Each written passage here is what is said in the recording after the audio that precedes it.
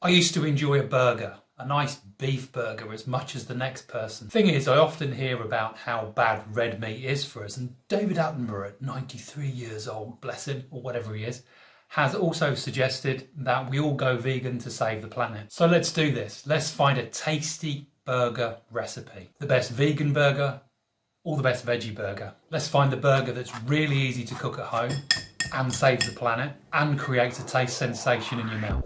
Over the last few weeks, I've tried 8 vegan burger and veggie burger recipes with the aim of finding the best ones to share with you. I've also bought some shop-bought burgers so that we can compare them. I've reviewed the burgers against the time it took to cook them, against taste and against consistency. I've checked out the environmental impact of some of the meat alternatives. I've also asked my mate Chef Johnny about tasty sides and also tasty dressings and toppings, and then how we unite all of this under one bun roof. So you may know my story. I was once obese and I ate a lot of food that wasn't really good for me.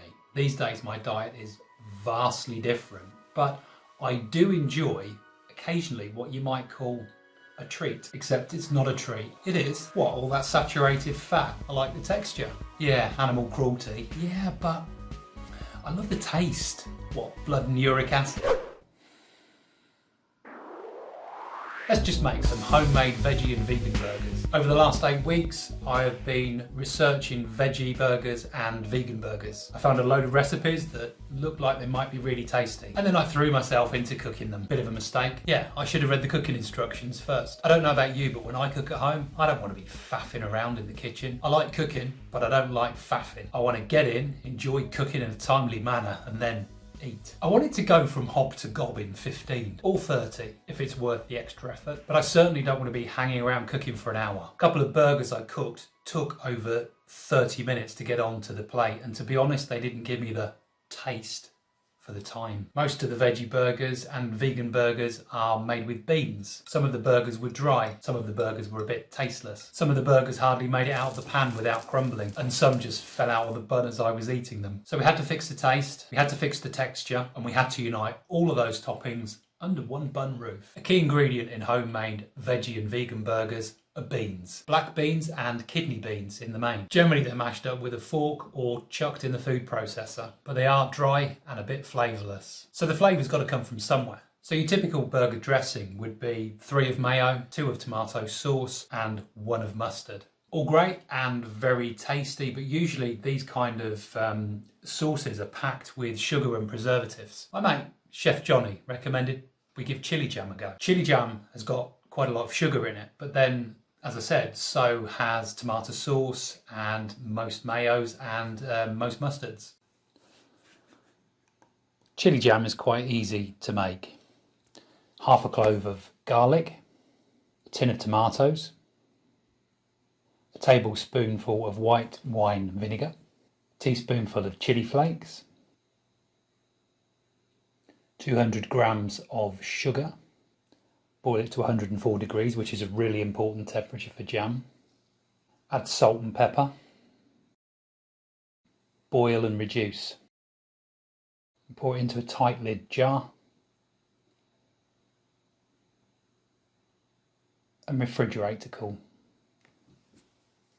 I'm having this for Christmas. Let me tell you about another couple of burger dressings. Then we'll get on to the burgers that we've ruled out. Then we'll talk about the winning burgers. And then we'll look at the environmental impact. So if you want to add some more flavour to your burger, you could go for a lemon, garlic, chive dressing with some yoghurt in it. Or you could go for mashed avocado and yoghurt.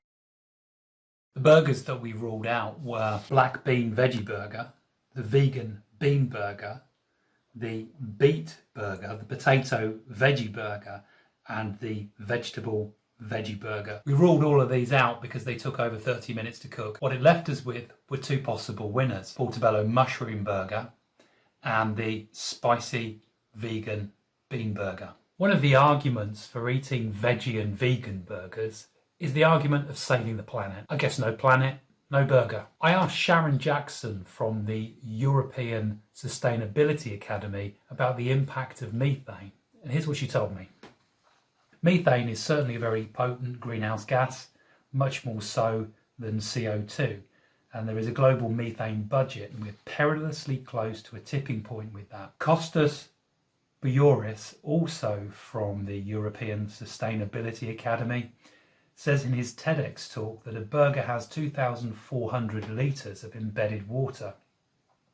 And yet when you look at most of the fruit and veg, we're looking at items under 100 litres. So by choosing a vegan or a veggie burger, we really are reducing our impact on the Earth's resources. Me not eating the occasional beef burger won't save the planet, but if you join in and thousands of other people join in too, then I'm sure we can make a difference. Also, when you consider beef burgers, you might want to think about animal cruelty, and Compassion in World Farming's website is a great resource if you want to read more about that. Let's talk about the burger toppings. The usual burger toppings are lettuce, tomato, and the questionable one, gherkins. When it comes to burger sides, I really do enjoy eating sweet potatoes, just done as chunky chips with oil and some salt and pepper. Pop them in the oven and cook them for about 30-40 minutes and enjoy. Let's take a look at the shop bought burgers. We tried this bird's eye green cuisine. It's not easy to say, is it? Honestly, it was floppy. It was over processed, and I didn't really enjoy eating that one whatsoever. Next, we tried Tesco's Plant Chef 2 meat-free burgers. This one it tasted like a hot dog, and that's okay if you like hot dogs, but I didn't want a hot dog as a burger. If I wanted a hot dog, I would have bought a hot dog. And this one left grease on the baking tray, and I'm just not used to grease. You know, when I cook burgers, there was no grease. Okay, there was some oil in the pan, but there was no grease. It was like fat. It was also a bit processed, and there wasn't really any texture. And right, here's the laugh. In the advertising stuff on the front of the packet, it says packed with pea protein, right? So the packed with pea protein on the back, when you read it, it says 6% pea protein. 6%. That one I just threw on the floor had 60% in it, right? Packed with pea protein. My favourite actually was this one, Beyond the Burger. Of the shop bought ones, this was the best burger. It had some texture. It had some texture, and there was some nice taste to this one. One of my things with trying this experiment and eating these sort of bean burgers was the way that so many of the sort of bean burgers and veggie burgers, they just fell to pieces. After eating all those shop bought ones that I just threw on the floor, I've got no problem actually now with those burgers crumbling and falling apart.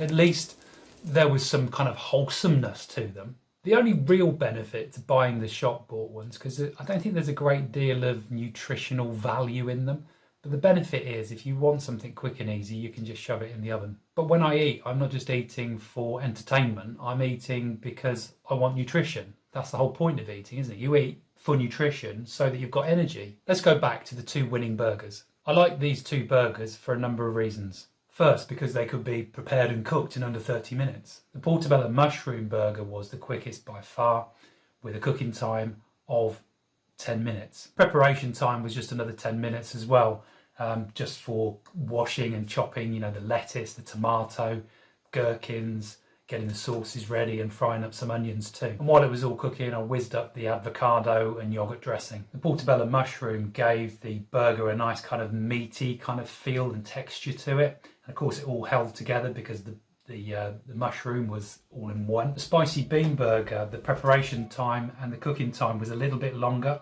but I really enjoyed the spicy bean burger. With the spicy bean burger, the preparation time was a little bit longer, but I really did enjoy the taste of this. The texture was pretty good on this one in that it did all hold together too.